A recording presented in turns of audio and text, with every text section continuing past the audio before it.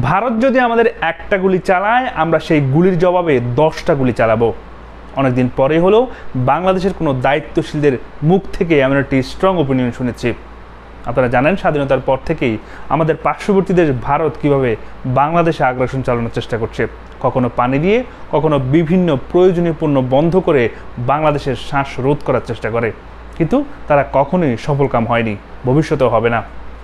তবে বাংলাদেশের কেন্দ্রীয় একজন সমন্বয়ক, বৈষম্য বিরোধী ছাত্র আন্দোলনের সমন্বয়ক হাসিব আল হাসান সিলেটের একটা অনুষ্ঠানে তিনি বলেছেন, ভারত যদি আমাদেরকে লক্ষ্য করে একটা গুলি চালায় আমরা তাদেরকে লক্ষ্য করে 10টা গুলি চালাবো।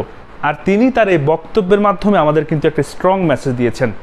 আমাদের সাবেক যে রাজনৈতিক ব্যক্তিরা ছিল তারা ছিল মেরুদণ্ডহীন, তারা কখনোই ভারতের সামনে দাঁড়িয়ে এত স্ট্রংলি কিন্তু কথা বলতে পারেনি।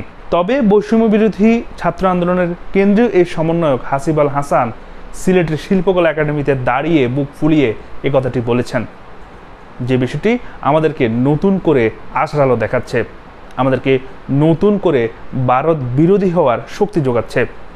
আমরা চাই বাংলাদেশের প্রত্যেকটি মানুষ তাদের প্রতি হওয়া এই অবিচার বা তাদের পার্শ্ববর্তী দেশ থেকে যে অবিচার আমাদের প্রতি করা হয়, এই অবিচারের প্রতি আমরা শক্ত ভূমিকা রাখবো এবং শক্তভাবে প্রতিরোধ গড়ে তুলব এবং তাদের ছোড়া ইটকে পাটকেল দিয়ে জবাব দেব।